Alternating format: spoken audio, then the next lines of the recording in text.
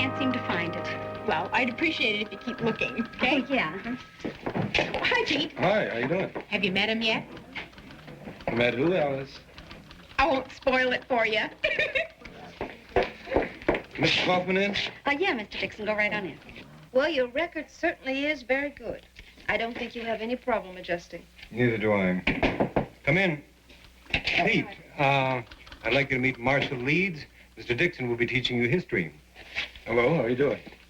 Marshall's father was just transferred here from, Medmenham? Medmenham, sir. It's a village in England.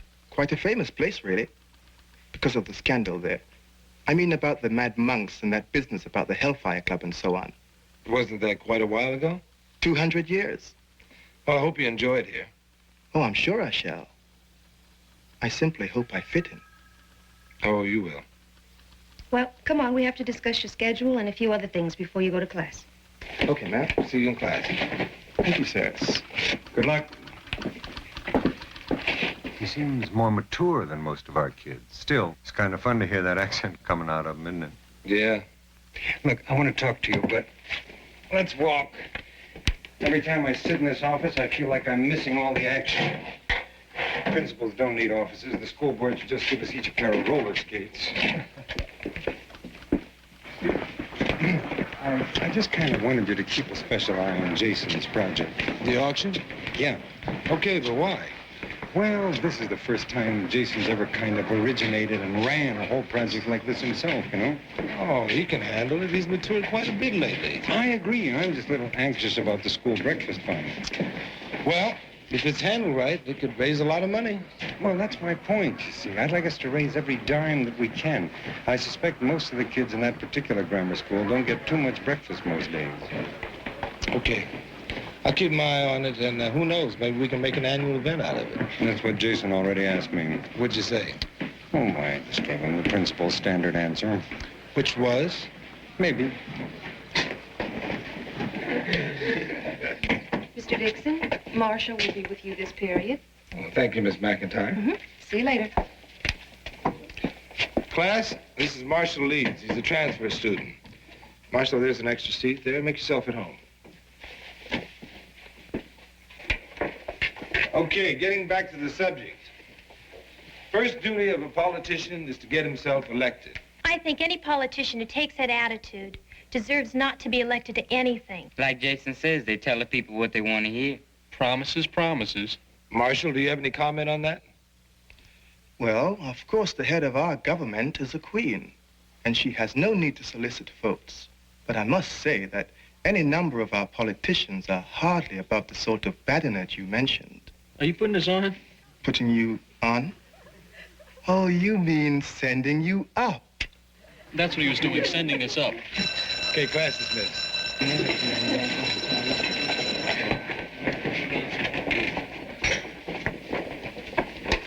Come on, man. I'm afraid I got up on a rather ragged start, sir. Oh, I wouldn't worry about it too much, Marshall. The kids always do that to a new student, sort of sending them up. Right, I was telling you, dude. Hey, come here. Hey, old dude, I didn't know there were any black cats in England. Oh, yes. Well, if you'd excuse me, I must have a look at my schedule. Well, listen, I've got to get to the library. Now, what about the meeting on the auction? We better have one. How about after lunch? Sounds okay to me, old chap, but I wonder if I might first have a look at your schedule. Oh, come on, Bernie, man. The dude can't help it because he talks funny.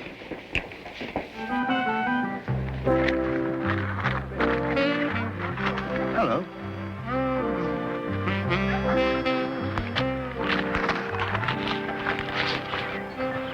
What's that, man? Pork pie. Is that for dessert? Oh, no. A fancy pitted prunes for dessert, you see? Uh-huh. What's that you've got? Peanut butter and jelly. Oh, really? I've never actually seen the two mixed. Oh, it does look rather squishy, doesn't it? Does your old man talk like that? My father? Oh, he thinks I'm rather slangy and all that. Shoot. Do forgive me, but where did you get your accent? My accent. Yes, your pattern of speech. You think I talk funny? Oh, well, not funny necessarily, but different. Well, certainly different from the way I speak, for instance. Man, you some dude, I gotta tell you. People around here talk more like me than you. You're right, of course. Perhaps I can learn to adapt. Pygmalion in reverse. Pig what? No matter. What is important is that I'm grateful to you for lunching with me. You're the first one to lend the hand of friendship. Jason Allen, brother. Right. Is it over? Yeah. Shoot. I know we're in trouble. Look, the whole thing was my idea. And I'm still the auctioneer. You can't auction off nothing. We'd be better off auctioning off nothing than the stuff we got so far. The question is, what do we do? We've only got 2 weeks, and before you know it, it's gonna be here. And if we have nothing worthwhile to auction, then there's no money for the breakfast fund. I got around. I got to a lot of places. Yeah, well, so did we. Look, I told them what we were doing. They listened, maybe. And they said maybe. I came back in a few days. They act like they never seen me. Tell me, the local merchants are reluctant to donate anything of value. Is that it? Hey, man, you may not speak the language, but you sure got the picture. Well, perhaps if someone in the business community were to ask them. Or others. You got somebody in mind? My father might be able to help. What does your father do? He's in the import business, actually. And he does have a rather wide range of connections. Hey, man, it's a good thing you did come along. And another thing occurred to me as I listened, which you might find of interest. What else do you want to do? Well, sir, at this school I last attended in England, we wanted to raise money for much the same purpose as you do. So we ran a fair. You know, like booths, pie throwing, ring tosses. Fortune telling? Test the strength. What do you think about all this, Jason? Man, the whole thing is one big wild idea. We can raise a lot more money. The only thing I'm wondering about is what will Mr. Kaufman think? My opinion is that he'll think it's a good idea. Then okay, I'm gonna go ask him straight out. Would you like me to come with you? Okay, man.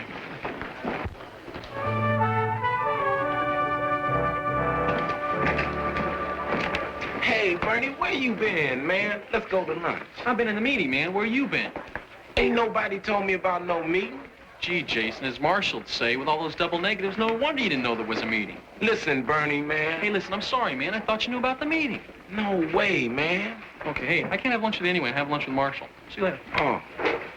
Okay, man. Hey, what's the rush, man? I got this thing to do for March. Hey, you wanna help? I don't want to help, man. Okay, later.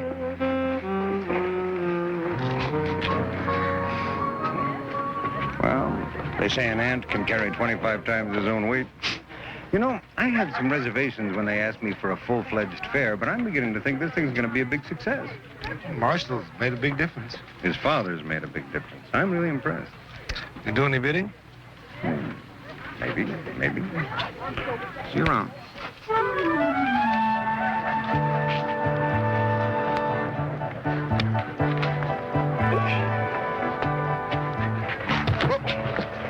Need some help there?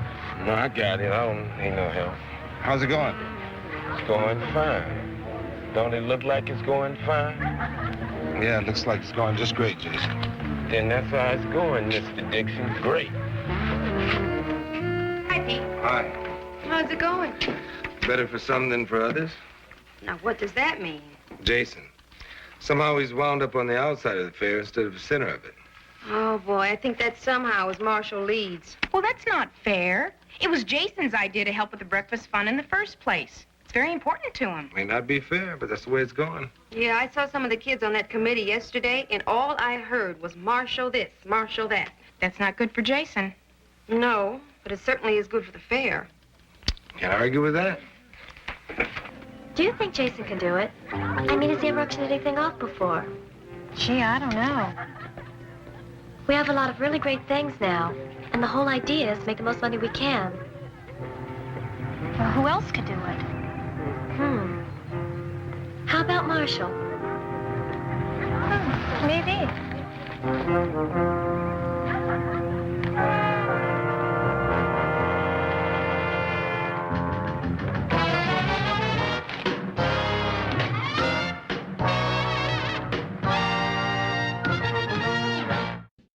Okay, tomorrow we'll be discussing some of the lesser-known presidents like Arthur Harrison Fillmore in Cleveland, so read ahead.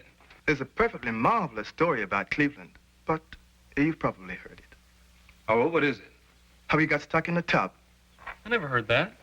It was the first modern bathtub in the White House, you see. And he was a terribly fat man. So when he let the water out of the tub, he was absolutely immobilized. The suction, you know. This really happened? Oh, yes. It was almost a national catastrophe. They had men standing about with sledgehammers and hacksaws, and the president swearing his head off at everyone, until someone thought of an absurdly simple solution. You just fill the tub up with water again and sort of floated him out. What's funny about that? It's a funny story. How come you putting down our presidents, man? What about your nutty king chopping off people's head and jiving around? We haven't done that sort of thing for years. Well, we haven't had no president stuck in tubs for years. Incidentally, as I remember, it wasn't Cleveland, it was Taft. Oh, of course, Mr. Dixon. How stupid of me. Yeah. What's the matter with him? I suppose he's worried about the auction, whether he can carry it up or not. Well, let's get over to the fair site. Yes, we'd better get those boots done. How's it going? Oh, pretty good. Except I think we got to make the hole bigger for the pie throw so the guy can dodge better. Oh, to make it harder for him to get hit. Yeah, especially since it's going to be me.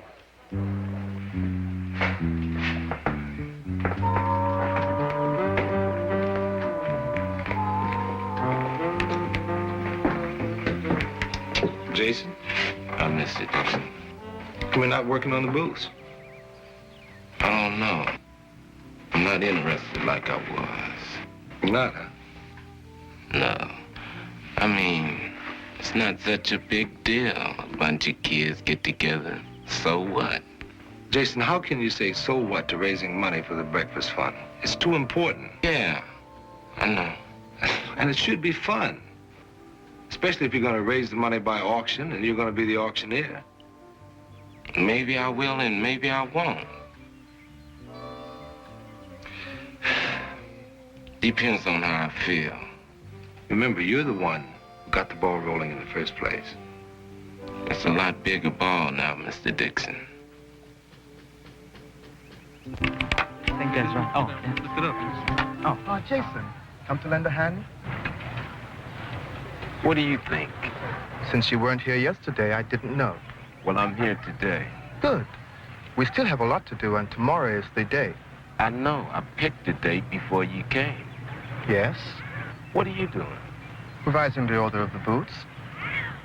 And what's the matter with the way I had figured them? Well, if you'd been at the meeting the other day or here to help us yesterday, you'd know. Well, nobody told me about the meeting. Everybody else knew about it. Well, that's what I mean. Come on, let's get cracking. Hey, man, don't give me no orders. I am not trying to give orders, Jason, but someone has to organize things. The meeting was 2 days ago. Yeah, and 2 days ago, y'all figured out y'all was getting a new auctioneer. Who figured that? I heard you at lunch. I said that, Jason, but I was just talking. And it was just me, not everybody. You said Marshall. Okay, but it's like Fran said. We were just talking. Come on, Jason. Oh, I'm willing to come on, man. But I'm tired of everything around here being Marshall, Marshall, Marshall. The fact remains, my friend, if it hadn't been for me, there would have been no fair. That's right, Jason.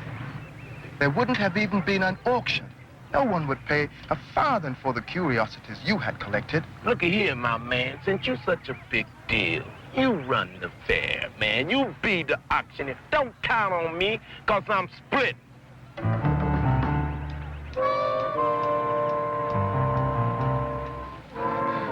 Perhaps I shouldn't have spoken that way. It really was his idea to begin with. Well, he shouldn't have talked that way either. I'll go and have a word with him. Perhaps I can put the whole thing right.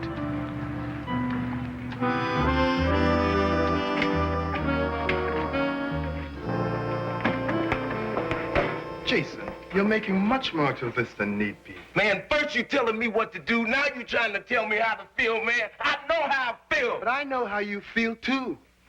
Shoot you, don't! Now you know how I feel.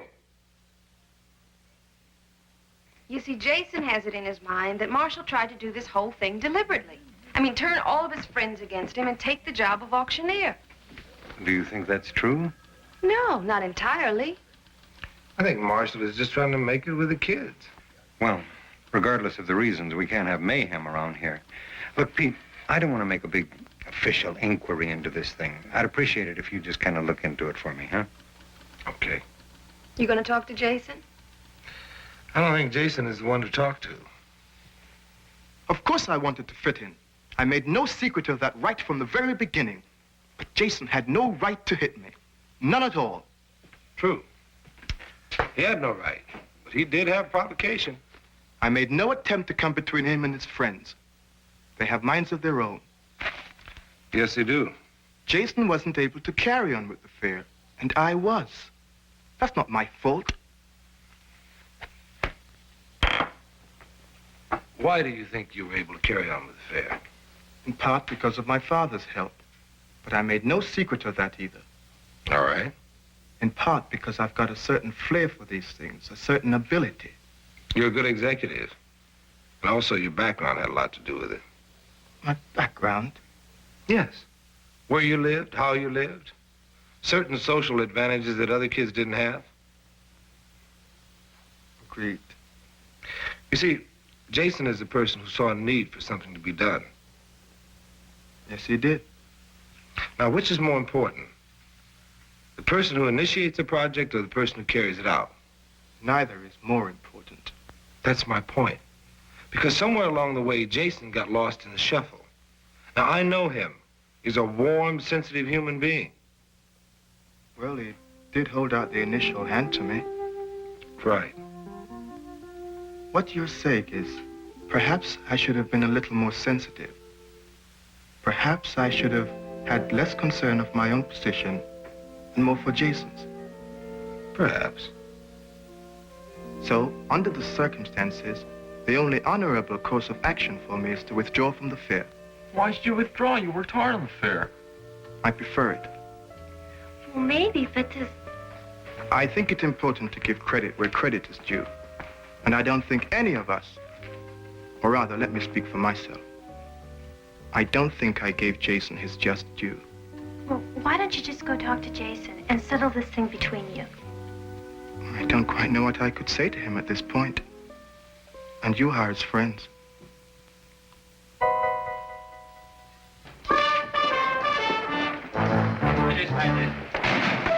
Hey, man, what are you guys doing? Let's go.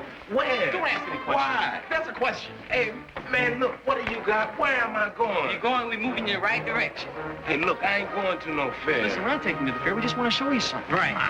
Look, man, what's going on? What is it, man? Look, man, what's going on, man? Will you tell me what's happening? What's happening?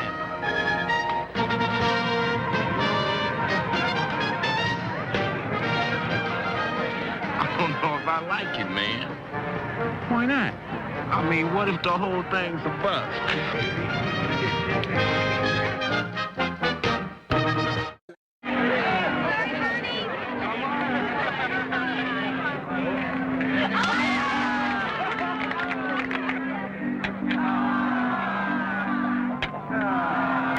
They haven't hit him yet? No, they haven't, have they? You know, I certainly thought the line to hit Bernie would be longer than that. Well, I'm glad none of the faculty has tried to hit him. Oh, yes, that wouldn't be too good, would it? Oh, Jason, you were a terrific auctioneer. Thank you, Miss Johnson. You made a lot of money. A lot of kids are going to get breakfast on it. Yeah, we made a lot of money.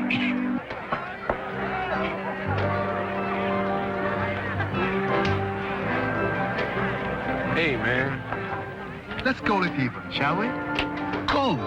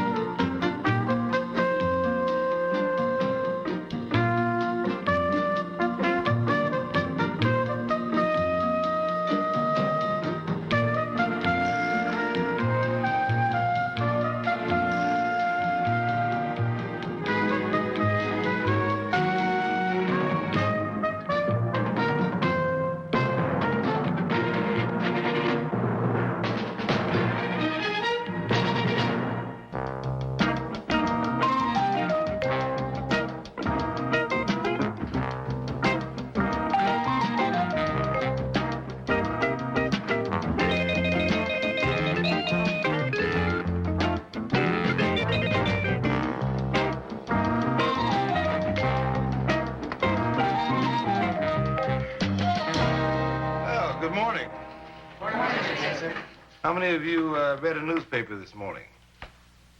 Jason, did you? No, I just want to let you know I did last night's assignment.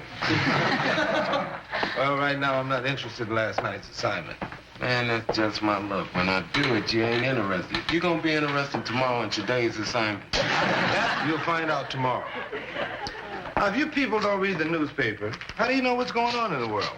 I thought this class was history, not current events. Everything that's in this paper happened yesterday, and yesterday is history. So, starting tomorrow, I want everybody to read the morning paper and be prepared to discuss it. That includes the comics? I'll tell you what. You spend a half an hour on the news and editorial section, and after that, you're on your own. I have that transfer student here I told you about. I was supposed to have a conference with Liz about him. Well, be sure to have it today, okay? Okay. Brian. Brian Sturgis, this is Mr. Dixon. Hello, Brian. Come on in. Class, this is Brian Sturgis, the transfer student. Why don't you just have a seat over there? Okay, let's get back to the newspaper. Who can tell me the difference between a straight news story and an editorial? That's easy. Straight news is how it is, and editorial is how it ain't. Helen? A straight news story is a factual account of an event, while an editorial is the opinion of the editor or publisher of the newspaper. Brian, we're discussing newspapers. Did you happen to read one this morning? Brian? Brian, can I see you a minute?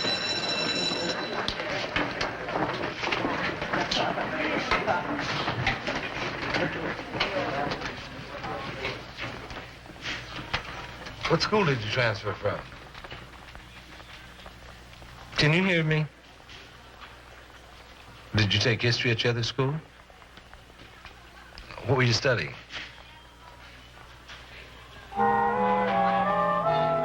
that'll be all. Painfully shy, withdrawn, attributed to severe stuttering. No wonder you didn't say a word. What do they mean by severe? Well, according to what I've read on the subject, they're referring to speech interruptions which can last up to 30 or 40 seconds. Any speech therapy at his previous school? It was a small school district. They didn't have any. No private therapy either, right? No chance. His parents prefer to think he'll outgrow it. Oh, you talked to him? I tried. It's like they're right out of the dark ages.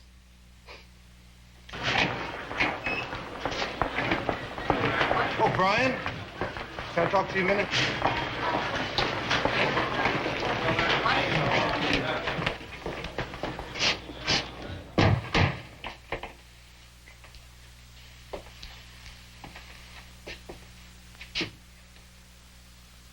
I bet you know the tops of your shoes like the back of your hands. Brian, I know you stutter. Well, you gotta give me a little credit. When a kid doesn't talk in my class, I just go right to his records. And your records say that you're a severe stutterer. I'd like to judge for myself.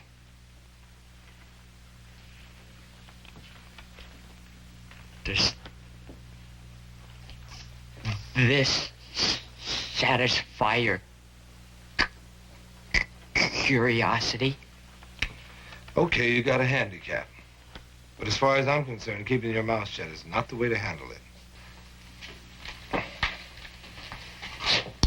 Look, Brian, I'm not suggesting that you stuff pebbles in your mouth and go out and shout at the ocean. I'm familiar with Demosthenes.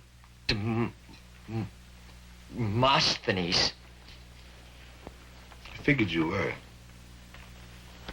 What about speech therapy? No, thanks.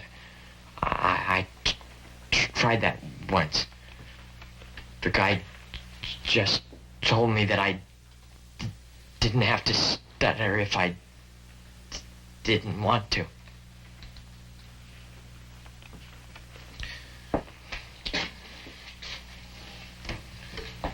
Look, Brian, you're at a point in your life when you're going to have to make a decision as to whether or not you're going to be a bystander or a participator. Now, I'd like to try and help you become the latter. How? Well, we start off small. First thing you do is participate in my class. Oh, there might be a few who may react when they hear you for the first time. What do I do if they laugh at me? You ever try laughing back? Come on.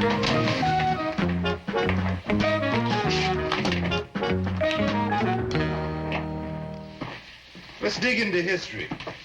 Take today's front page.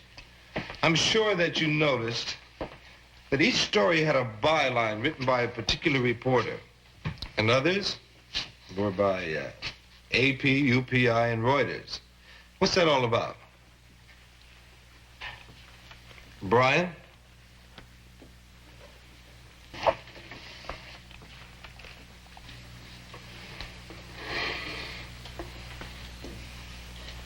AP,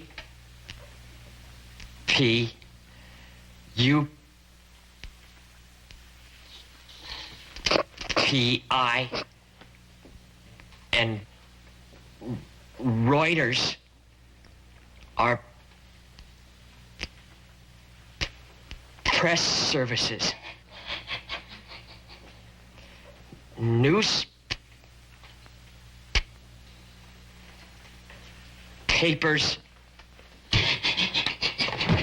Ouch. Pay a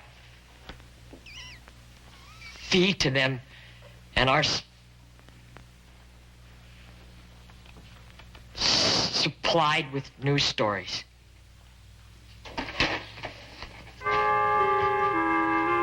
Thank you, Brian.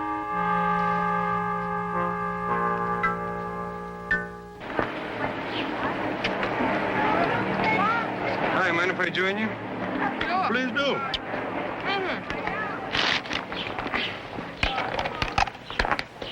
Is that your lunch? That's it. Black coffee. Are you on some sort of a diet? I was born on a diet. Inside this lean, incredibly beautiful body is a fat man screaming to get out. You know something? Right now, I could eat every pie in my Uncle Harry's bakery.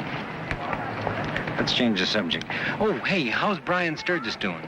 He's doing great. He participated in Pete's class today. That's great. What was the reaction of the other kids? Oh, a few breakups, a few snickers. The kid hung right in there. That's just great. Hi, gang. Oh, boy, it is marvelous. Absolutely marvelous. Fantastic. What? Oh, the videotape machine. After 3 days, we finally figured out how to work it. How's it going? Well, you know, it is going to revolutionize teaching. You think so, huh? Well, I don't have to do a critique on the kids. They can do it themselves. Oh, listen, I really have to get back. I just came to invite you all to a small banquet we're having tomorrow night to honor the kids that helped raise the money to buy it. Small banquet? You will come, won't you? Mm-hmm. Yeah, we'll be there. Mr. Kaufman? Oh, how can I refuse? Good. See you later.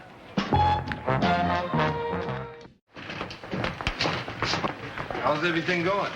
Just fine. I thought you handled yourself beautifully yesterday in class. They started to laugh at me. I got really uptight. I'm sure glad you were there. Well, that's fine. But what happens when I'm not? Guess I just have to learn to handle that. Yeah, I guess you do. You know, I was talking to a friend of mine last night. He's a speech therapist. What a coincidence. Isn't it? Anyway, one thing led to another, and I told him about you. He thinks he can help. My parents would never agree. Well, maybe if you applied a little pressure and the school applied a little pressure, we might be able to convince him. Anyway, here's his card. His name is Dr. Lubin. He just happened to give you his card, huh? Yes, it's funny the way things happen, isn't it? Oh, Brian, what are you doing now? I've got a free period. Well, why don't you drop in on Mrs. Johnson's class? A few of the kids are working on some entertainment for the banquet. They could use some help. and I could use some more social practice, right? You said it. I didn't.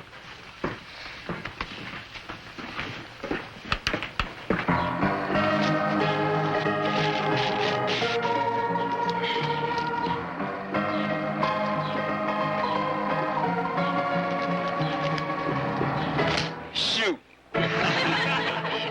So I asked my grade advisor if she thought of... Shoot. Oh, it's me. Shoot. Necessary.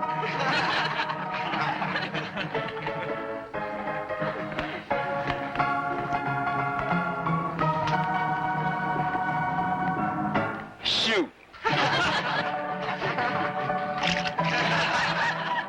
Shoot.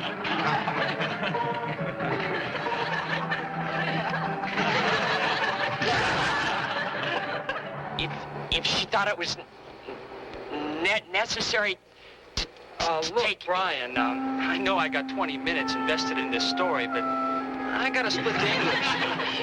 But I gotta ask you a question. Ask me tomorrow. After gym, I got a free period. Hey, Bob, wait up. I'll walk with you to your class. Wow. It's a beautiful piece of work. What do you think? I think you're right. Nancy should be in a creative writing class. But how?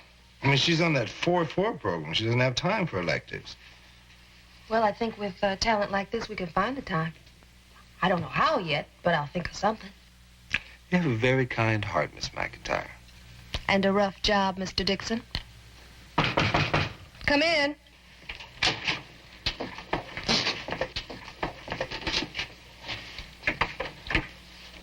You kids look like you're about to confess you just set fire to the school.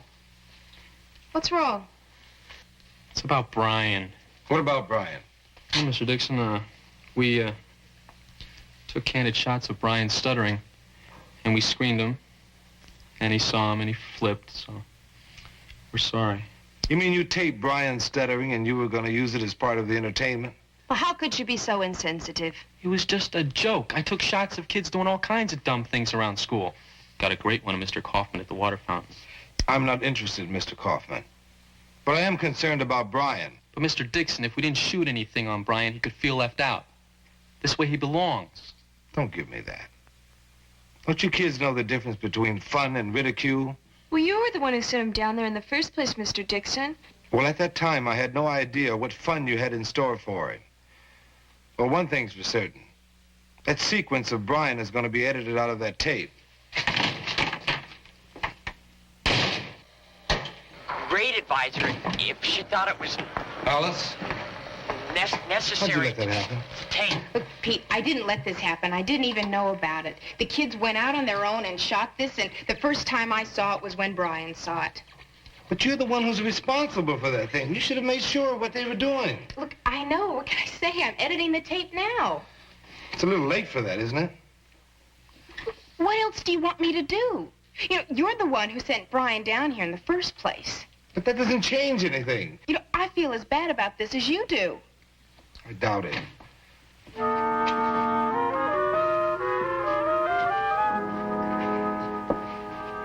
Look, Alice, I'm sorry. You're right. I sent Brian to you. I apologize. And while apologies are in order, I guess I'd better go apologize to the one who needs it the most.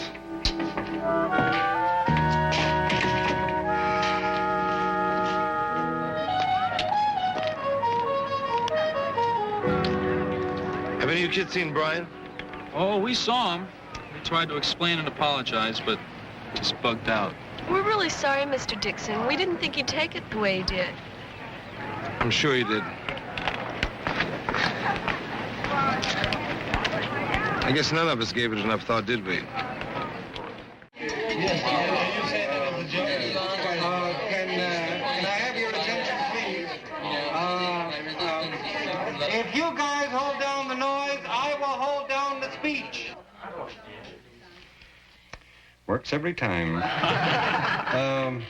We all know why we're here. We're here to congratulate both Miss Johnson and those students who did such a wonderful job of raising the money to buy this audio-visual equipment.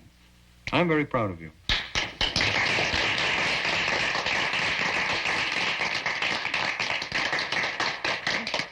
That ends my participation. That didn't hurt, did it? On with the entertainment. All right, Bernie, I think we're ready.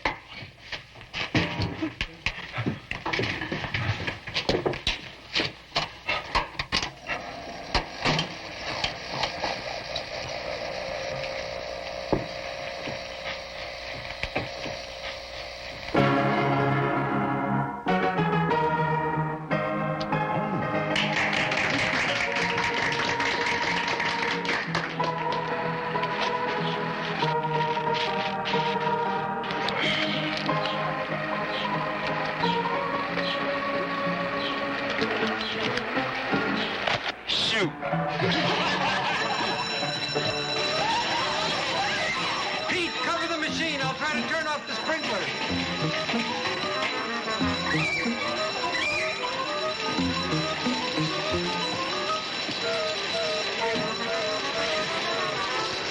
Who looks funny now?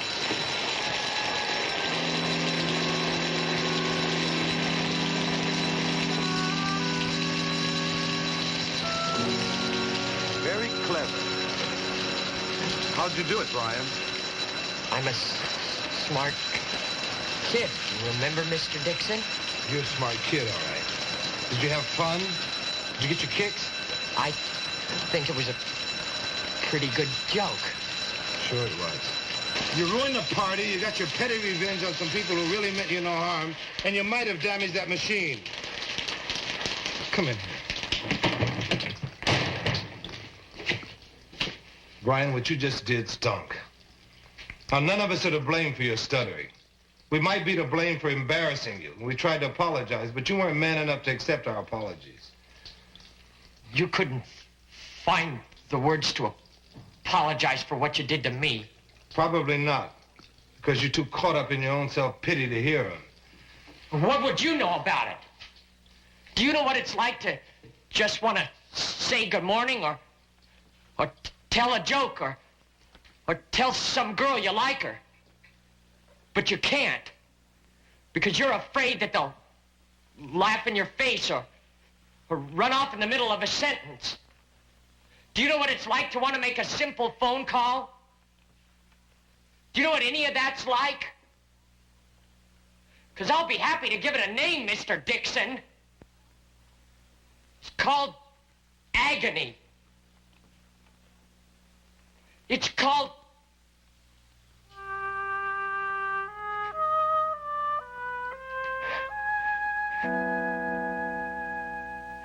Hey, did you hear me just then? I guess all we have to do is keep you mad all the time, huh?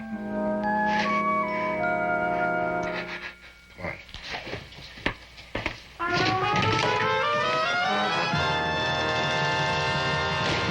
To die, to sleep, no more.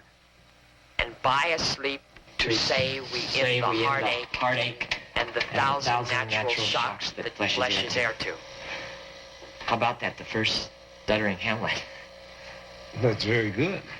Well, not exactly what Shakespeare had in mind, but a pretty good Brian Sturgis. You should hear me on the telephone. I call the information operator 25 times a day. Why, you have something going with the telephone company? No, it's an exercise a doctor happened to give me. Well, I'm glad you just happened to run into him. Yeah, well, sometimes things just work out like that.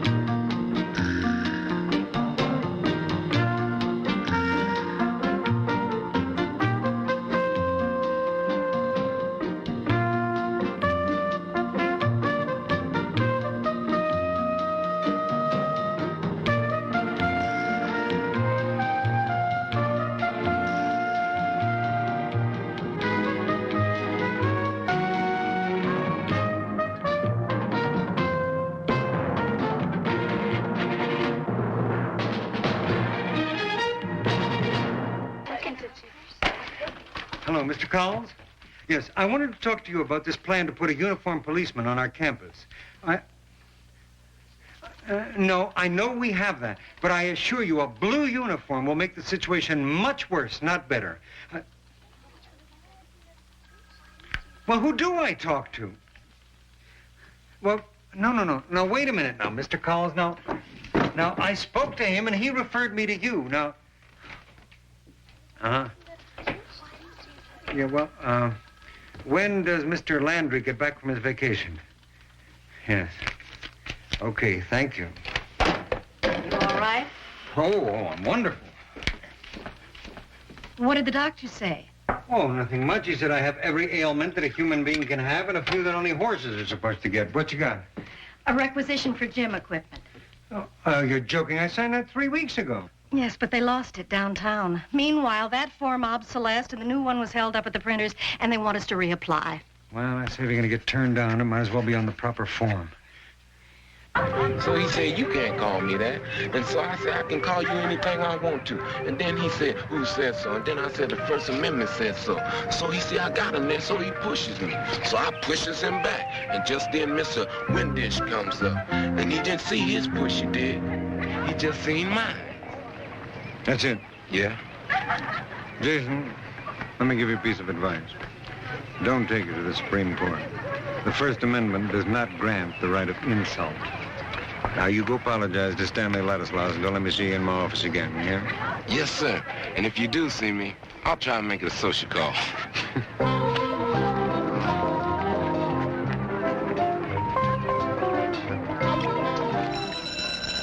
Hold it. Okay, tomorrow we'll discuss the War of 1812 and see what interest it did have. Dismissed.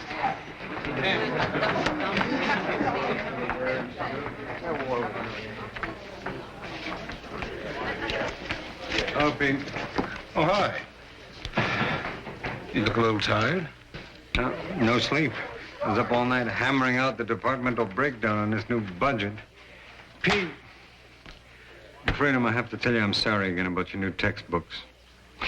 Me too. I thought we were supposed to have them 3 weeks ago. Well, I did too, but Amos Wardlaw, the new member of the school board, is conducting an investigation to make sure that the author of those textbooks is not a subversive. Just because he spent a month in Russia? Nobody's going to go on record as being soft on a possible communist during an election year. Hi. Hi. So urgent. Robbie Carver, remember him? It's a kid that got in trouble last year, isn't it? Mm-hmm. I thought he was in correctional school. He was. He's out on probation now. And they've sent him to Van Buren High. So?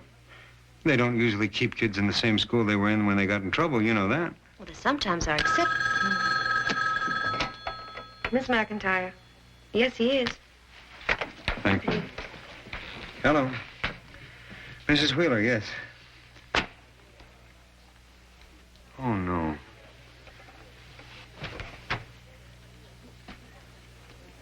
Thank you, Mrs. Wheeler.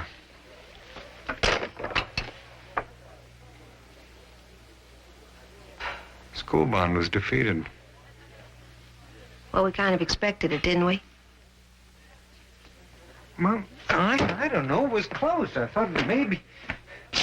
You know, there seems to be a popular notion that education is just manufactured out of air and water, and is not supposed to cost any money. I don't know what they expect us to accomplish with a kind of a budget.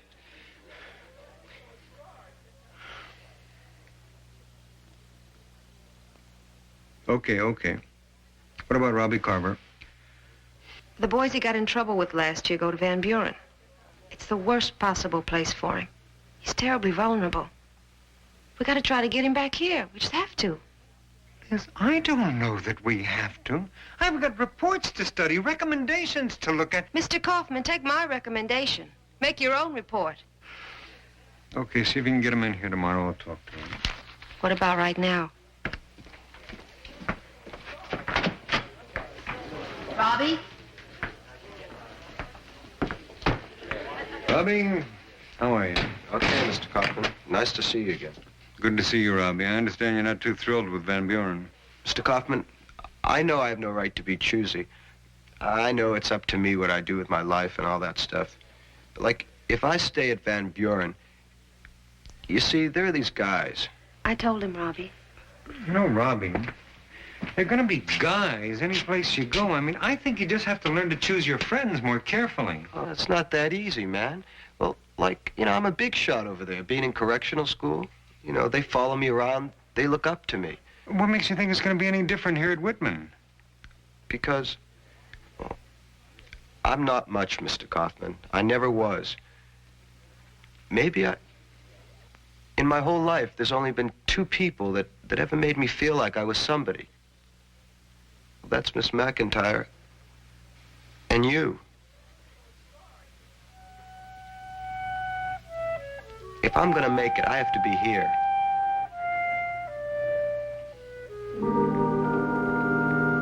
Okay, Robbie.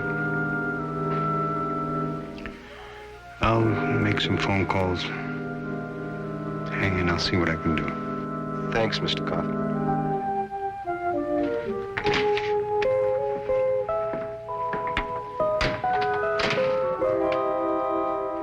The superintendent says his hands are tied. Mr. Cowles, I am drowning in channels. A boy's future may be at stake here. Well, something's got to be... all right, good. Who? Oh, yeah, Charlie Fielding. All right, where can I reach him?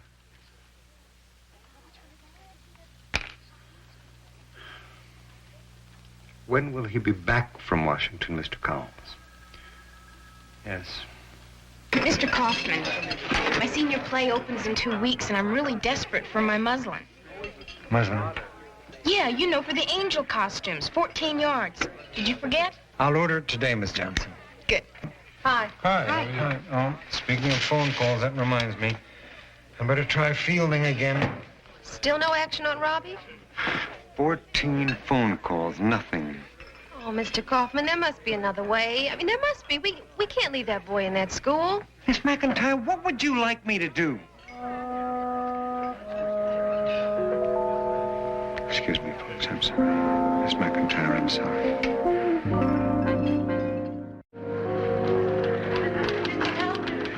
I'm Mrs. Vogel. Could I talk to you for a minute? Well, right now, Mrs. Vogel, Oh, please. All right, come on. Have a seat, Mrs. Vogel. It's about Leonard's saxophone lessons. He tells me the man who gives the free lessons is leaving the school. Yes, unfortunately, due to the failure of the school bond, we won't be able to keep our musical instructor. Mr. Kaufman, my Leonard is not what you'd call a very intelligent boy. Just between us. You should see what a difference, all of a sudden, when he puts the saxophone in his mouth. It's a whole new boy. Mrs. Vogel, I can appreciate what the saxophone does for Leonard, but I don't know what to tell you. Now, I know you only got so much money to work with. Me too. But you're supposed to be giving kids a way to live after they leave here. Well, with Leonard, it's not books. It's the saxophone. Mrs. Vogel,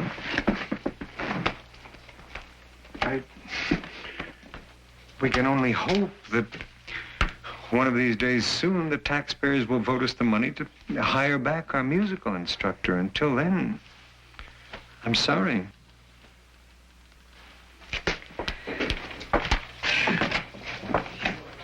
You take time out from work to do for your kid. Nobody cares. Genuine inherited musical talent, and nobody cares. She's right. Nobody cares. Oh, come on, Liz. What's wrong now? I just got a call from Robbie Carver's mother. He was arrested today. A kid from that Van Buren High gang was busted for pot, and Robbie just happened to be in the car with him.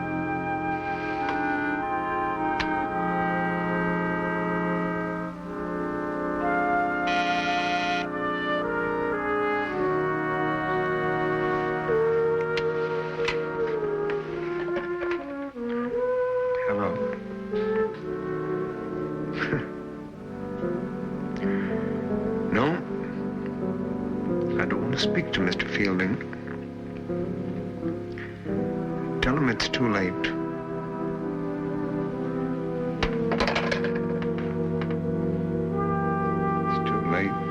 Robbie Carver. It's too late for Leonard Bogle.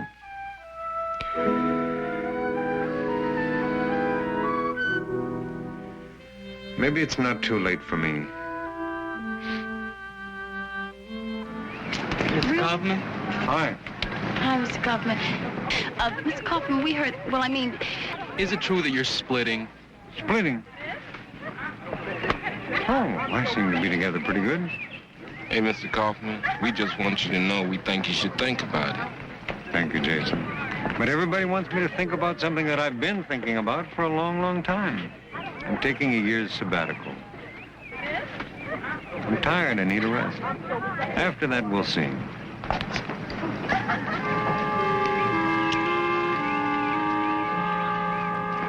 This day has been something else. You know, all day long, I've had people telling me, little boy, why don't you just get yourself some sleep and you'll come back fine tomorrow. It's not like that, Pete. I've made a thought-out decision. I know you have, but that doesn't mean we have to like it. We are affected, you know. Well, I appreciate that, but I can't change my mind because of it either. I mean, a man gets to the end of his rope, he's either got to jump or hang himself. What brought it to a head, Robbie Carver? Well, that triggered it, I guess. But it's not just one thing. That's the trouble. It never is. It's evasion and red tape and going through channels, and then the channels dry up on you. Like fighting shadows, huh? That's the trouble. You see, I can fight as well as the next guy. Just give me a solid enemy. But these people that don't say what they mean, or they don't mean what they say, or they don't say anything because it's safer that way. I can't fight those people anymore, Pete. I've had it. But maybe you're accomplishing more than you think you are. And maybe you're underestimating the value of your services around here. No, I don't think so. Do you have any idea how the kids feel about your leaving? Well, they'll feel bad for a week, and then they'll adjust. Kids always do. That's a great thing about them. You see, Pete, I'm tired. I want out. Oh, hi, Alice. Oh, no. Is it definite? Yeah.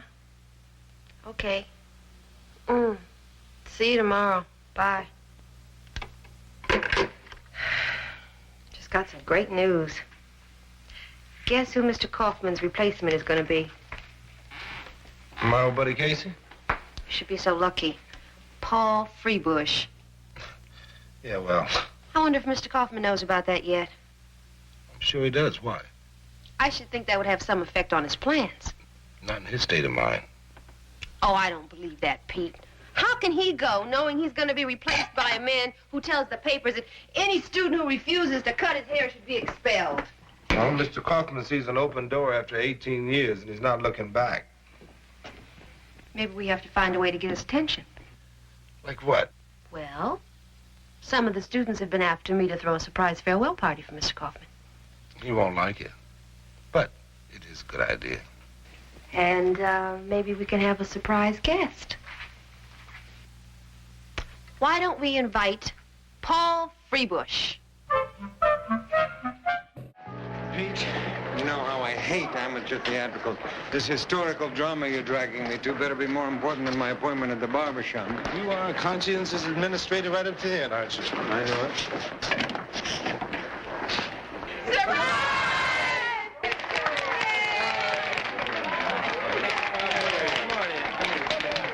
We sure gonna miss you around here, Mr. Right.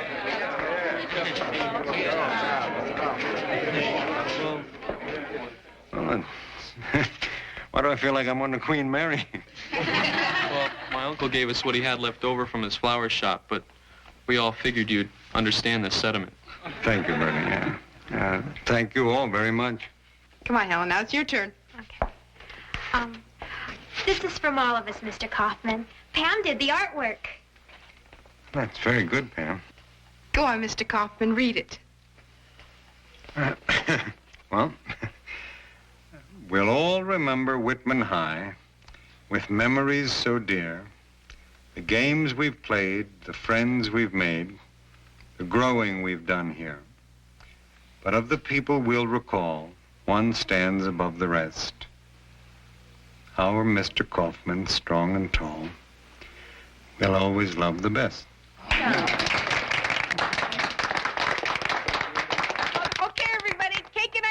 time. Take a look. Oh, that's beautiful. Oh, pretty. Thank you all. Pretty. Nice big piece. There it is. Ooh, how's that? Thank you, Miss Johnson. Okay. Thank you. Paul, hello. I didn't see you in all this commotion. Seymour, I feel a bit out of place, to tell you the truth. Tell you the truth, so do I. Pete, you know I hate surprise parties. No, I didn't know that. Mm. Oh, I'm sorry. Paul Freebush. This is Mr. Dixon, Miss McIntyre. How do you do? Acquainted with the persuasive Miss McIntyre, since we've spoken on the phone. Why don't we all sit down here? I persuaded Mr. Freebush to come today to sort of break the ice with the kids. We've been having a fascinating discussion. Oh? Yes, Miss McIntyre has some very liberal ideas. What on earth were you two discussing? We were talking about discipline, Mr. Kaufman. Correction, my dear young lady. We were talking about lack of discipline and what happens when you remove the security of tried and true regulations from young people. I didn't know we were talking about soldiers, Paul. Oh, come on, Seymour. You know as well as I do it's the survival of the fittest.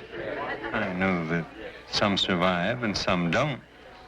Who's to say that it's the fittest that survive?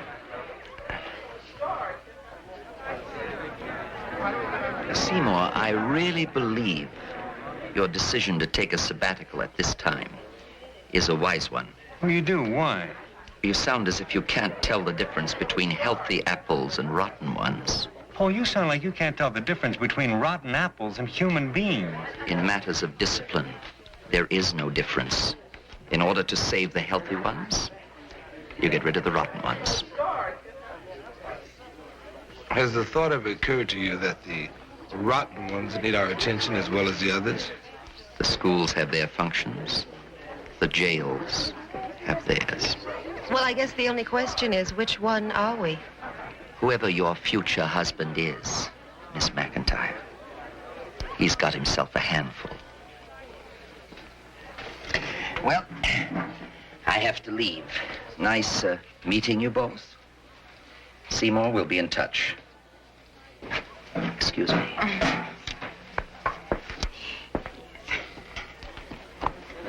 Prison's lost a first-class warden when Paul decided to become a school administrator. I may reconsider. But I may not. In any case, please don't think that you fooled anyone with this obvious little maneuver. And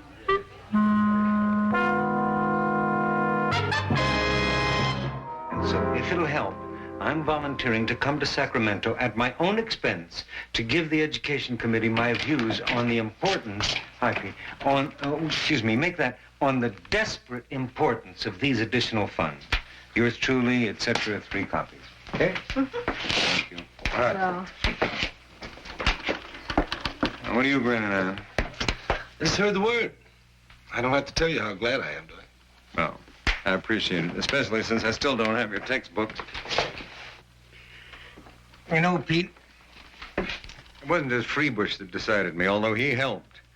I got a letter last night when I got home from my son. I'd written him that I was quitting, and he sent me a letter that he'd received when he was thinking about quitting the Peace Corps. Here, take a look.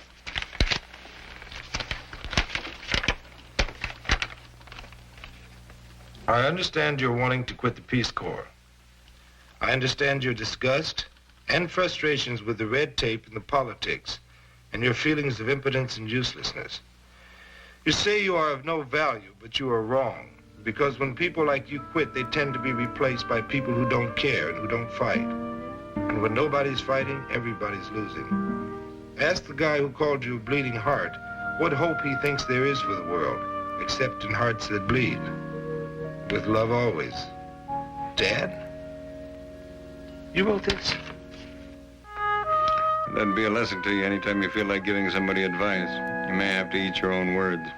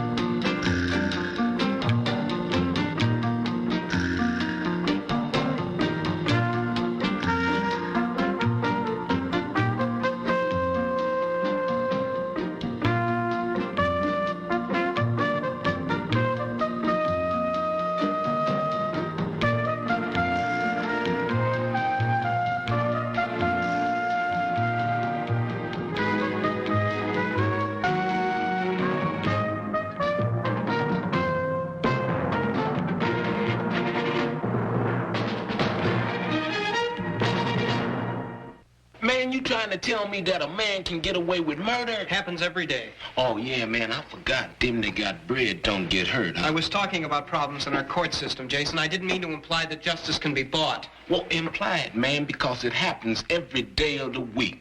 All right, hold it. Now, we're getting a little off base. We're supposed to be discussing the social unrest in this country right after the First World War. Well, it was just like it is now. There were radicals setting off bombs all over the place, killing innocent people. Maybe, but there were plenty of innocent people who got thrown into jail because they were suspected of being radicals. Digging. Do you have any facts to prove that? I suppose you got a handful, man, that says you're right. Yes, as a matter of fact, I do. My father used to be a judge. It's hard enough trying to convict the guilty. Right. Them that's got bread don't get hurt. Digging.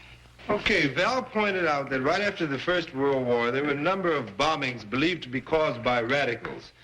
Now, just what did our government do about it, Jason? They flipped out, man. They were throwing cats in jail and out of the country all over the place. Maybe some individual policemen and prosecutors did, but when the cases got to court, they got justice. Oh, yeah? What about Sacco and Vanzetti? Well, they're a perfect example. They were able to appeal that conviction for years. Who were Sacco and Vanzetti? A fish peddler and a shoemaker on page 230 of last night's assignment, which you obviously overlooked. I'm innocent. I'm not talking till I see my lawyer. Sacco and Vanzetti are nothing to joke about. They were convicted of robbery and murder. Which they didn't commit. Well, then why did they get the electric chair? Because they were red. Because they were guilty. What do you think, Mr. Dixon? Well, I think if you read all of the facts surrounding the case, you'll come up with your own decision.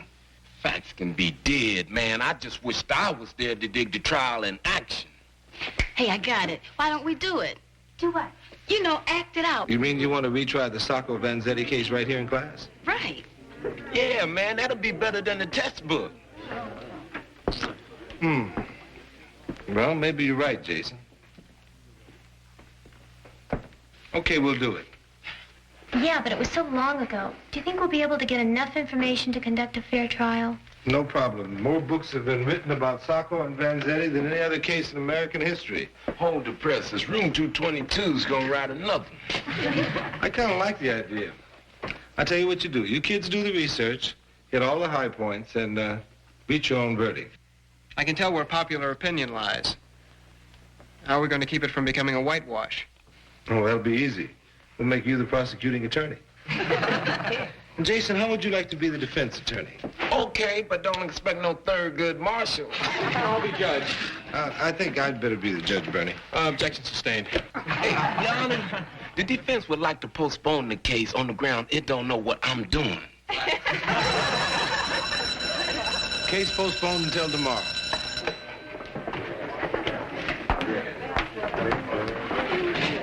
I'm sorry I didn't have time to talk to you this morning.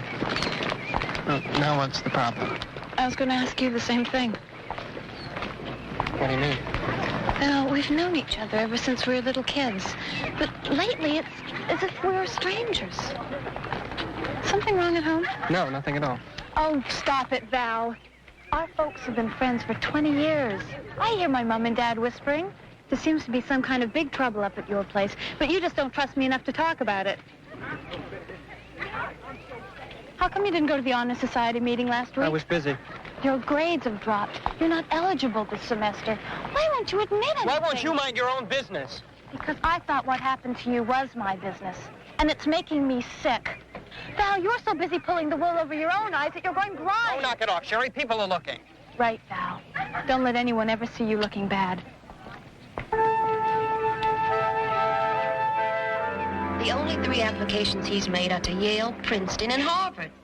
Well, when he aims high. Yeah, and unrealistically. Val's grades are not what they used to be, Pete. Have you noticed? Yeah. In my class, he's dropped down from an A to a B, but that's no reason to panic. What about in your class, Alice? He's doing B work. Mm-hmm. And for Yale, Princeton, and Harvard, B work is not good enough. Who's the Ivy League hopeful? Val Silverton. And I wish I could convince him to try somewhere else. I thought all this preoccupation with status schools was passé. Why didn't he drop out, get a van, and see Europe like the rest of the kids? It wouldn't work for Commissioner Silverton, son.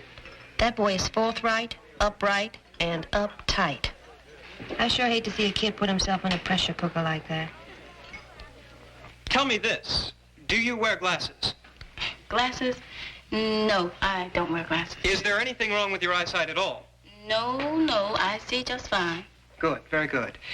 Have you ever seen this man before? Yes, I've seen him. Are you absolutely sure? Yes, I'm sure. Jason, you get your chance to cross-examine the witness. I just want to point out the lies as they're being told. Oh, Jason, are you calling me a lie?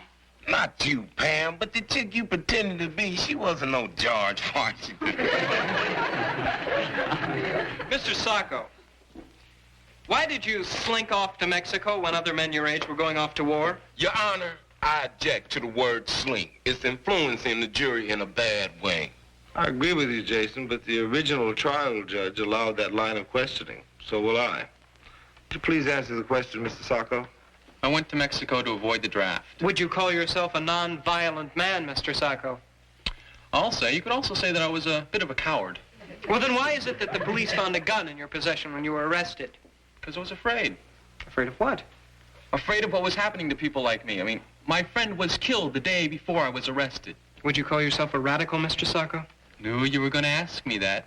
Yes, I am a radical. I have big red horns, I breathe fire, and I frighten little kids. The gun found in your possession was loaded, was it not? Lots of people in America keep loaded guns. Ah, but you're not an American, are you, Mr. Sacco? I forgot that part. What do I say? Your Honor, may I come forward and show the witness the homework he was supposed to do last night? Allowed.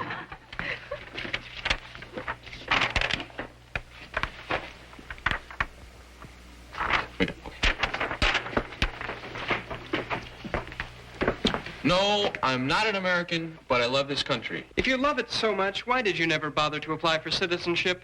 Your Honor, I object. I don't see what all this has got to do with whether or not my client shot them two dudes. It's a good point, Jason. A lot of people felt that way and condemned the original judge for allowing that line of question. So what? I'm condemning. Are you allowing? No, the idea of this exercise is to learn from the facts. Proceed.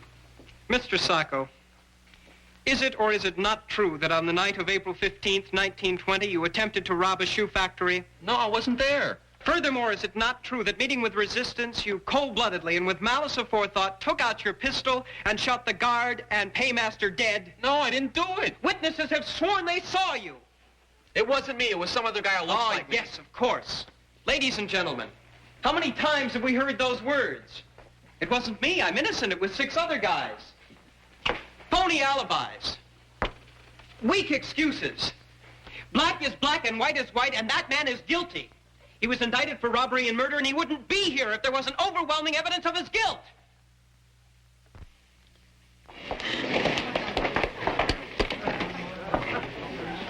Hey, your boyfriend's something else, Sherry. I think he could pass his bar examination tomorrow. Yeah. He's his father's son, all right. Okay, everybody, settle down. I understand you're working on the Sacco Vanzetti trial in your history class. You might say it's working on us. I'm tired. Well, I thought it would be a terrific idea if we took a look at how literature commented on it. Oh, no, not here, too. Well, there are 2 great plays. Winterset and the Male Animal, novels by Upton Sinclair and John Dos Passos, poems by Edna St. Vincent Millay. And from Whitman High, a Buffo performance by Val Silverton as prosecuting attorney. You're late, Tony. I'm sorry, Miss Johnson. I forgot my books. I had to go back. Oh, okay.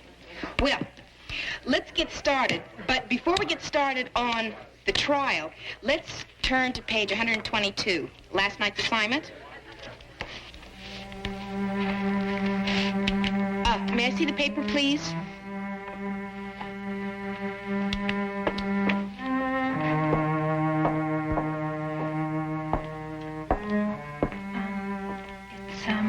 It's about Val's father, Miss Johnson.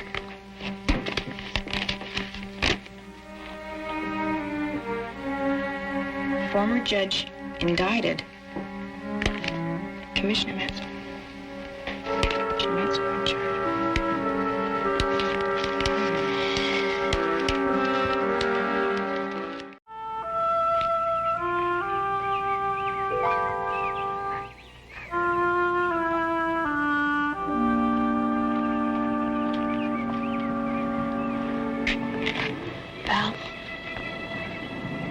is it?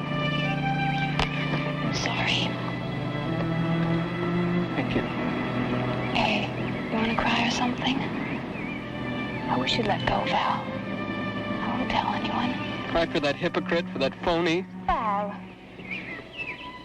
I hate him for this. I hate him for having made liars out of my mom and me. Val, he may be innocent. Oh, yeah. Sherry, you said you heard your folks whispering at home. Well, I've heard things in my house, too. Hushed up phone calls, cars coming and going in the middle of the night. It's been coming on a long time. Don't you think you should at least give him a chance to explain? Explain what? Oh, he got careless and blew his cover? Look, Sherry, your folks have been friends with mine for a long, long time. You know what my father was really like. Oh, Val. We all had our roles and we played them. But nobody was supposed to know.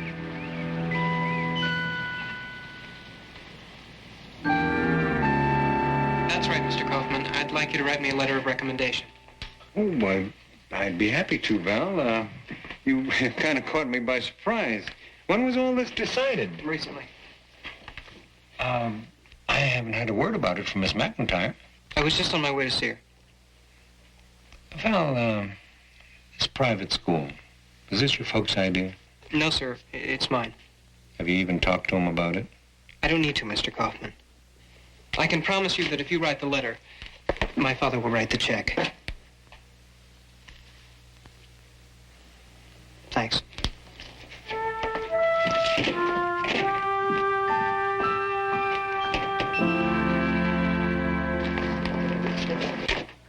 Hi. Am I interrupting something? No, Pete, come in. Val and I were just discussing his plans to transfer to a private school. Ooh. It's a pretty fast decision, isn't it, Val? Fast decisions are the mark of a successful man. My father taught me that, among other things. I heard the news. I'm sorry. Do you believe the charges? Doesn't matter. It doesn't? Not a bit. Val, are you saying you don't feel obliged to support your father, whether he's innocent or not? I've supported my father's phony image and stood by like his good, faithful little servant most of my life. But, tell me, Val, do you think that private school is far enough away? What do you mean? I mean, if you're going to run away and hide, why don't you do it right? You may bump into someone who knows your family there. So why don't you, try Africa? That's very funny, Mr. Dixon. I'm not trying to be funny, Val. I saw you do a brilliant job playing prosecutor in my class. You took facts and you built a case. And now it seems to me that you're building a case on a newspaper headline. I'm building a case on a life about which you know nothing, Mr. Dixon. You're right. I know nothing about your father's life. I have a sneaky suspicion you don't know everything about him. Val, you've already tried and convicted him. If everyone thought like you, we wouldn't need courts or lawyers. But we do need them to separate fact from emotion. I'm not emotional. You haven't shown your emotions until now, but you've been feeling them. Val, it's no disgrace. We all feel them. Val, emotions don't go away by you pretending they're not there. Yes. I see. Okay. Thank you. Val, Mr. Kaufman would like to see you.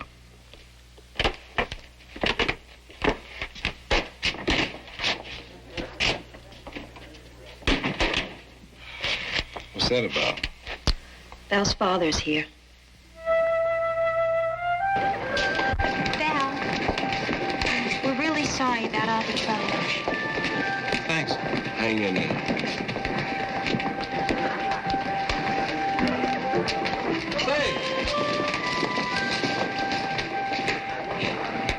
Say, man, you be cool, huh?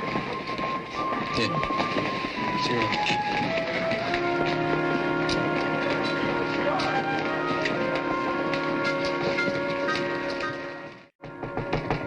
Come in. Hello, Val. I came here as soon as I saw the headlines. I wanted to get here before you read it. If you were so anxious to talk to me, Dad, why didn't you when you got the subpoena? That must have been this morning. The whole case is built on thin air, Val. We wanted to keep it quiet. Oh, right. Folks, if you'll excuse me, I'm going to leave you two alone. Thank you, Mr. Kaufman. I won't be long. It's all right. Take your time.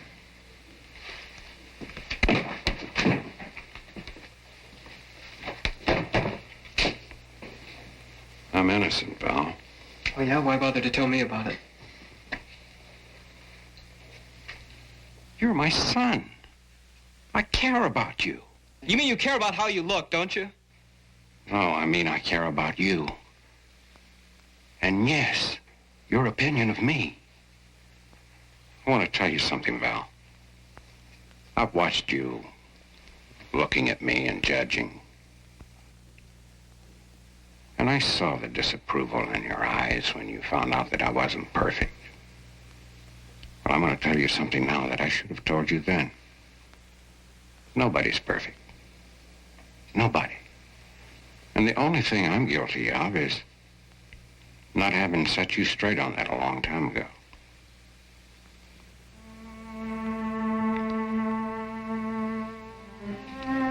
Now, I'm innocent of this charge, Val. And I'm gonna fight it. And I want you on my side. I love you very much, son.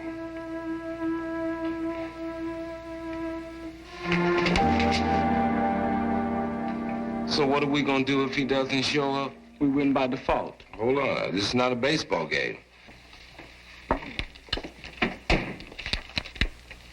I'm sorry I'm late. Here's my excuse. Thank you. Are you gonna continue the trial? Oh, yes, sir. Okay, jury in the jury box. Frank, I believe you were on the stand.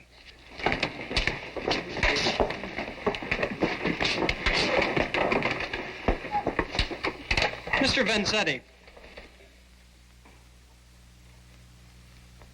Your Honor, I'd like to say a few words to the jury. Go ahead.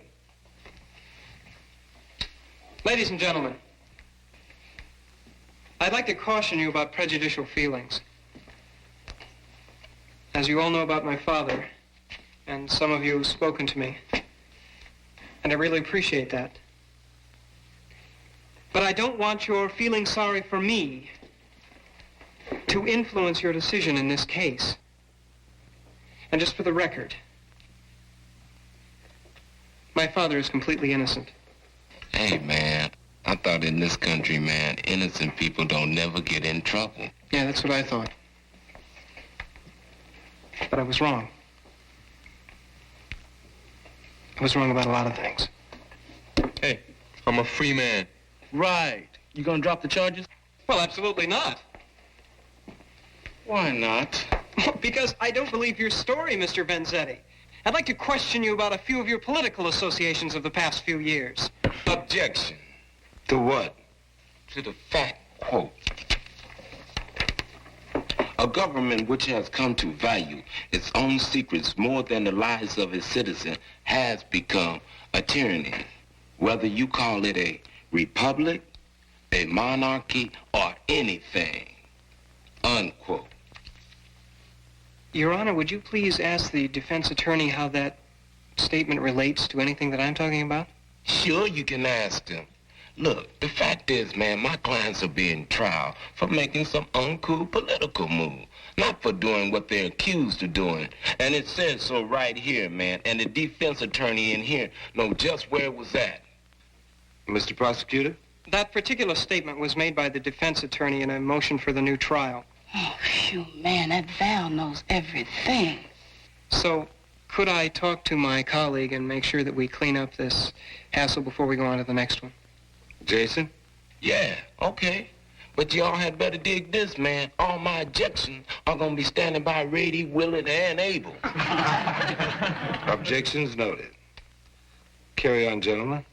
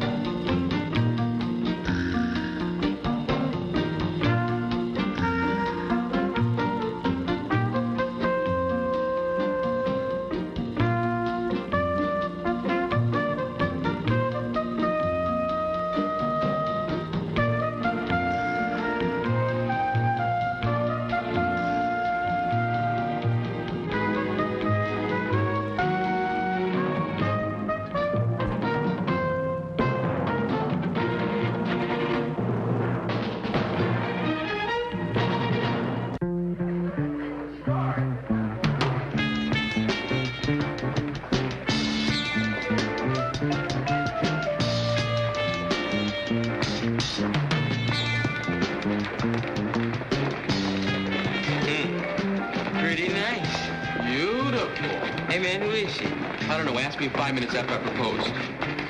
Andrea Martin, welcome to Whitman High. Let's see. You have homeroom with Mr. Dixon, English with Miss Johnson, science with Mr. Gerard. I don't see any basic biology here. I never had any. That's funny. You should have had it in one of the schools you've been to. I guess it wasn't meant to be. Either that or you left before they got to it. 23 schools means a lot of moving around. Daddy's a very important engineer. Arabia, Bolivia, Peru, Algeria. I envy you. That sounds very exciting. Why? You have your karma and I have mine. Right. Well, Andrea, you seem to have a fairly consistent C+ average. But something tells me you can do better. Maybe we'll inspire you to try a little harder. Thank you, Miss McIntyre. But it all comes out the same in the end, doesn't it? Excusez. Il pas de quoi. Who is that? Andrea Martin, new student. Exotic. Exotic's not the word. She is weird. Okay, what does that name bring to mind? The kind of advertising they can do on TV anymore. Let's go back to the colonial period, Jason. Say about 1692. Anyone? The witchcraft trials, where they burned people suspected of being witches. Right. Anybody want to discuss that period? Yeah, it was scary. People around there just had some kind of paranoid hang-up. One wrong word and zap. You in the heat, man. Yeah, those trials were really a bummer. You know, they just want to get rid of anybody who didn't fit in. I was thinking, in a way, we still have that same kind of problem today. Persecution of anyone different. Well, they just used more dramatic means in those days. Kim? Well, people have just changed their methods today. They're more subtle. I mean, if you're an outsider now, they don't burn you. They ignore you. But they still shut you out. Oh, it's better to be shut out than burnt out. Or being drowned or stoned. Witches have been persecuted all throughout history. In medieval times, it was the practice to tie a large rock around the neck of someone suspected of being a witch, and then throwing them in the river. If they floated back to the surface, they were guilty. And then they were hanged. Now you, Jason, I guess you to be an Aries. Right on. Now, how did you know that? High forehead, typical frown line between the brows, aggressive manner. Boy, now that's spooky. Can't you guess what I am? Pisces or Cancer? Pisces. That's fantastic. Oh, big deal. 2 lucky guesses. I bet I know more about you than you think I do, Bernie Miller. Uh-oh. Look out, Bernie. Your favorite color is red. You have a souped-up car and no steady girlfriend. How's that for openers? Jackpot. She talked to somebody. You talked to somebody, right? You want to know more? Well, only if it's good stuff. I'll read your tarot cards. I see you as the King of Pentacles. Make that tentacles, man. You'll come a lot closer. Yes, my dear, I'll show you exactly what he means. I see someone very important coming into your life. Someone tall and dark. Ooh, I love already what you look like. Like Mr. Kaufman.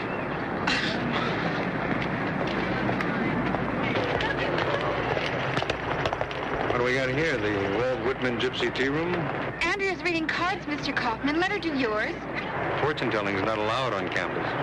How come? Well, believe it or not, there's a Board of Education rule and a city ordinance. Better put the cards away, Andrea. That's okay. I don't need them anyway. Well, back to the learning tree.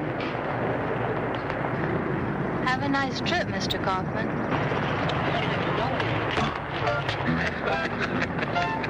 Talk about power of suggestion. I caught him. Yes, I held him. It may be imagined with what a passion, but at the end of a minute, I began to feel what it truly was that I held. We were alone with the quiet day, and his little heart, dispossessed, had stopped. Kim. I don't get it, Miss Johnson. What happened to Miles? He died. I know. But why? Because Peter Quint was defeated by the governess. So he took his victim with him. Very good, Helen. Yes. Helen was close, but not quite to the point, Miss Johnson. Have you read The Turning of the Screw? Many times. Well, great. Jump right in. Well, the real point is that Peter Quint's powers were revealed. And in the occult world, that can carry serious consequences. I mean, she never answers a straight question. Or looks you straight in the eye when she talks to you. There's definitely something about that girl. Makes you think she's playing with loaded dice. Bet you I know who you're talking about. Andrea Martin, right? Right. What do you think about her? She's weird. You know, she reminds me of me. You? Yeah, well, when I was in school, I was kind of short and fat and had funny teeth and... No offense, Alice, but so far that does not sound like Andrea. I know, but the point is that I didn't feel good about myself. I didn't know how to go about making friends, so I found a gimmick. I started being the clown, and I made everybody laugh, and, well, then everybody liked me. But the point is that Andrea's never been in one place long enough to make friends, right?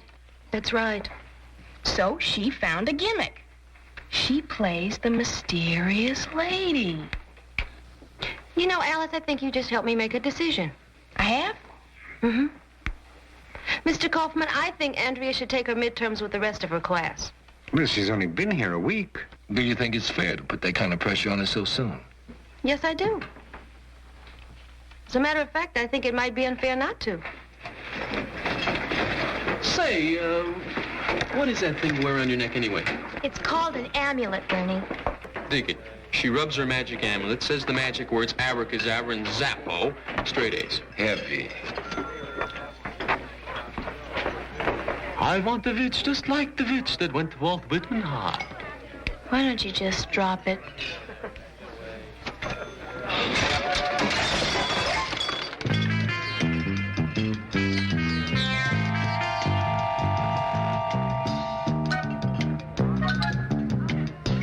That was really a spooky coincidence in the cafeteria, wasn't it?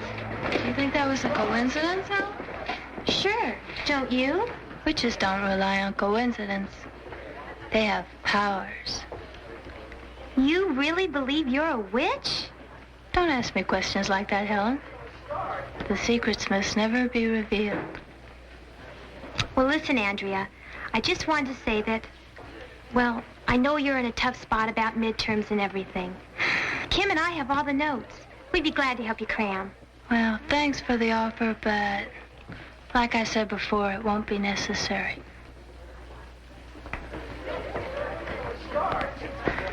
Hey, Dad, what are you doing here? I have some great news, baby. I just couldn't wait to tell you. Oh, I hope it's a rent. I came to tell you we can unpack our bags. You don't have to keep changing schools anymore. What do you mean? I've been made vice president of the company. We're here for good. You're going to graduate from this school. By the time the witch hunt fever was over, 1,000 people had been tortured and tried. 20 had been killed. Most of them were elderly women who had no friends to support them. Eventually, Judge Sewell, who presided at the trials, admitted his error, as did others who were responsible. But it was too late for the innocent victims. It's interesting to note that the word Salem means peace. Very good research, Ellen. I'd like to ask you a question. The witches, or those suspected of being witches, what was their behavior that led others to accuse them? I suppose some of them were a little bit crazy. Others did healing, and some of them did practice the occult. Just like people today. Oh, you think witches exist today? I know they do. But tell me something, why do you think people turn to the occult? Because they're weird. That's not necessarily true. Centuries ago, it was considered an esoteric religion. Religion? Sure. It was practiced by the Druids, the Phoenicians, the Egyptians. And the weirdos. Do you consider everything you don't understand weird, Bernie? Yeah. Okay, read pages 24 through 30 for tomorrow.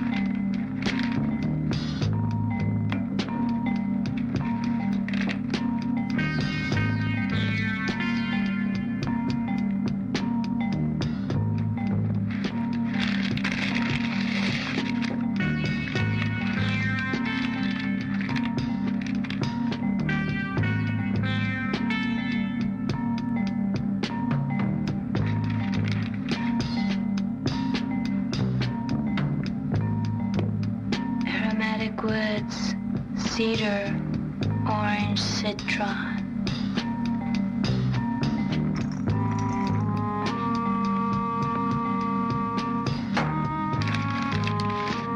Rose leaves dried in the sun.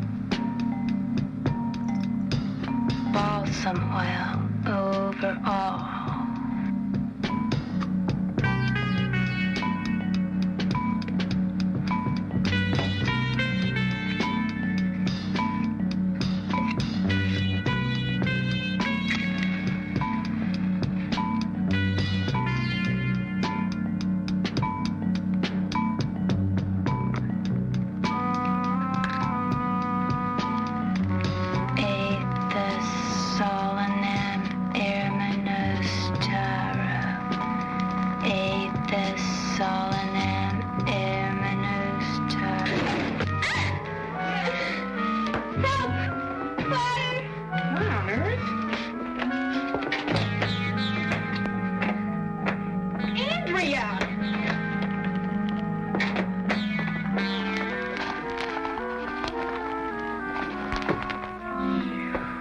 Sorry, Miss Johnson. What were you doing? There was a spell from an ancient book of magic to make someone change his mind. Your father? Is this about exams, Andrea? I mean, is that what you're afraid of? I'm not afraid of anything. It's just that I don't want things to change, that's all. Father and I were gypsies. We roam all over the world. I don't want to stay here and pretend I'm like those children out there. Aren't you? Of course not. I've seen things that they couldn't even imagine. Maybe so. But they've done some things that you haven't done before. Yeah, like what? Like hanging in there when the going gets rough. Like, working on relationships.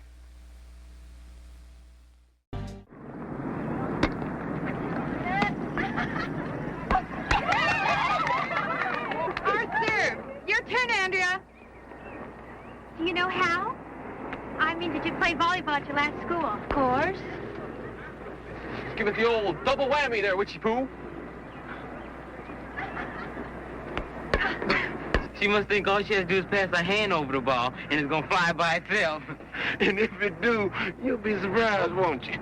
Why didn't you guys go back to your own side of the field? My amulet! It's gone! Well, we'll help you find it, Andrea. Hey, everybody. Andrea lost her good luck charm. It's not a good luck charm. It's a magic amulet. I can't do anything without it.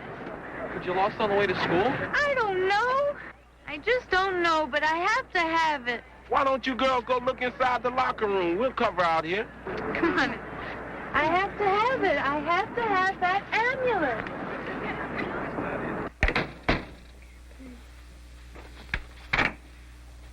I've come for transfer papers, Miss McIntyre. My father's job fell through, and we'll be moving again. Oh, I'm sorry to hear that. Yes, well, we're going to Iran. It's a fascinating country. I can imagine it is. Could I have those papers, please? Certainly. I'll just fill them out and hand them in to the attendant's office before I go. Okay. Thank you.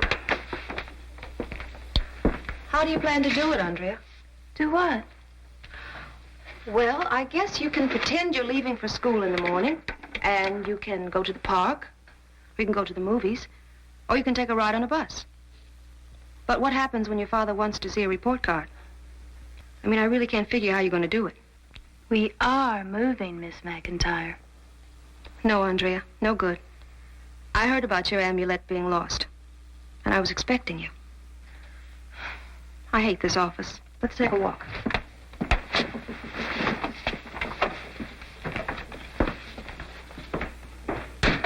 Moving around so much, I never really got a chance to know anyone, and I used to get really scared every time we had to move to a new place.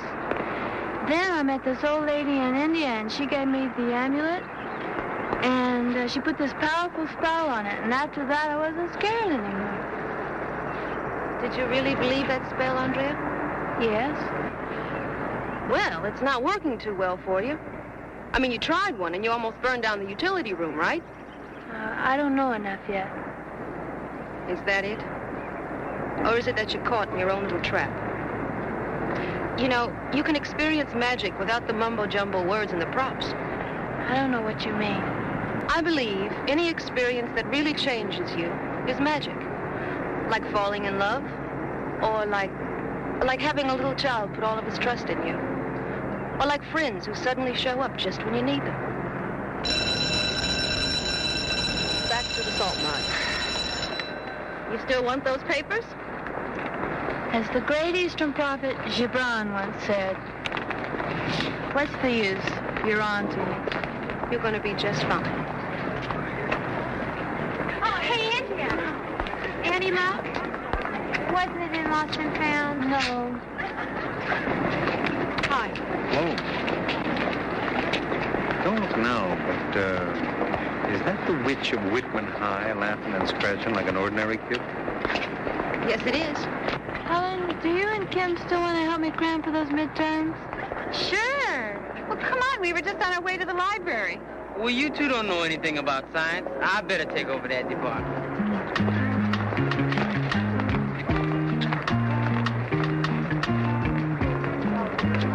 Your assignment tomorrow is to read chapters 29 and 30.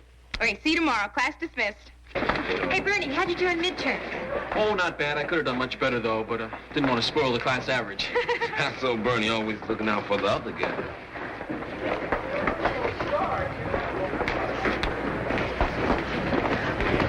Andrea, can I see you a minute? Yeah.